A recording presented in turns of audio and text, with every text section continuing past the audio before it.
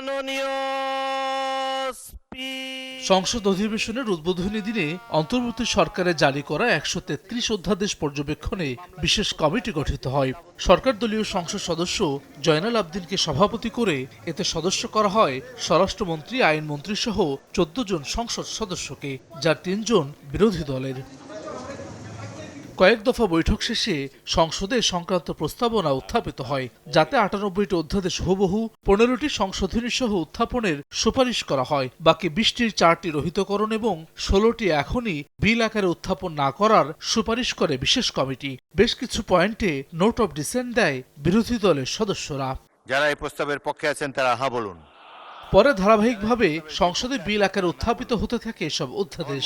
সংসদ অধিবেশন বসার ৩০ দিনের মধ্যে আইনে রূপান্তরের বাধ্যবাধকতায় দিনে ২ বেলা করে অধিবেশন বসতে শুরু করে। সবশেষ শুক্রবারও বসে অধিবেশন। এতে ১১৭টি অধ্যাদেশ, ৯১টি বিলে পাশ হয়। ফলে ৪টি রহিতকরণ বিল এবং ১৬টি উত্থাপিত না হয় মোট ২০টি অধ্যাদেশ কার্যকারিতা হারায়। বিল উত্থাপনকে ঘিরে তীব্র বিরোধিতা এবং ২ দফা ওয়াকআউট করে বিরোধী দল। তাদের অভিযোগ, রাজনৈতিক সমঝোতা ভঙ্গ করে পুরনো ফ্যাসিবাদে পথে হাঁটছে বিএনপি।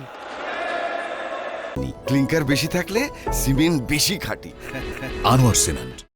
রাষ্ট্রবিজ্ঞানের শিক্ষক অধ্যাপক কাজী মাহবুবুর রহমানের মতে, শেষ মুহূর্তে তড়িঘড়ি করে অনেক অধ্যাদেশ জারি করেছে অন্তর্বর্তী সরকার, যাতে তৈরি হচ্ছে সংকট। তার মতে, যাচাই বাছাই করেই এগুলো আইনে রূপান্তর হওয়া জরুরি। অন্তর্বর্তী সরকারের সকল অধ্যাদেশ বাস্তবায়ন করার জন্য কমিটমেন্ট দিয়ে তার কোনো দল ক্ষমতা আসে নাই। অন্তর্বর্তী সরকার তার মেয়াদের অল্প কয়েকদিন আগে সে মানবাধিকার কমিশন তৈরি করে গেছে। এটা তো সে না করলেও তখন পারতো, নির্বাচিত সরকার হাতে রেখে দিতে পারতো। প্রতি ৯ দিনে একটা অধ্যাদেশ ২০২৪-২৪-এ, প্রতি ৪ দিনে একটা অধ্যাদেশ ২০২৫-এ। এই অধ্যাদেশগুলো জাস্টিফাই ছাড়া ছেড়ে দেওয়া কোনোভাবে ঠিক হবে না। অল্প সময়ের ব্যবধানে বারবার সংসদ ওয়াকআউটকে ইতিবাচক মনে করেন না এই রাজনৈতিক বিশ্লেষক। জনগুরুত্বপূর্ণ সমস্যা সমাধানে সংসদের বাইরেও আলোচনা অব্যাহত রাখার তাগিদ তার। পার্লামেন্ট থেকে যে কোনো একটা ইস্যুতেই ওয়াকআউট করে ফেলা, এটা এত তাড়াতাড়ি খুব গুড ইমপ্রেশন দেয় না। বিরোধী দলের যে শুধু সংসদের কথায় প্রথমেই যে আলোচনা নিয়ে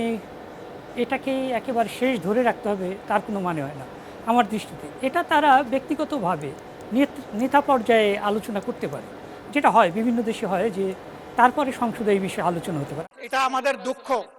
তবে সংসদে তর্ক বিতর্ক ইতিবাচক হিসেবে দেখছেন দুই বিশ্লেষকই। টেকসই সংসদীয় গণতন্ত্র প্রতিষ্ঠায় সংসদকে আরো কার্যকর করা তাগিদ তাদের। আমরা প্রথম দিনই আশা করেছিলাম, আপনিও বলেছিলেন। হাসান ওয়ালি, সময় সংবাদ, ঢাকা।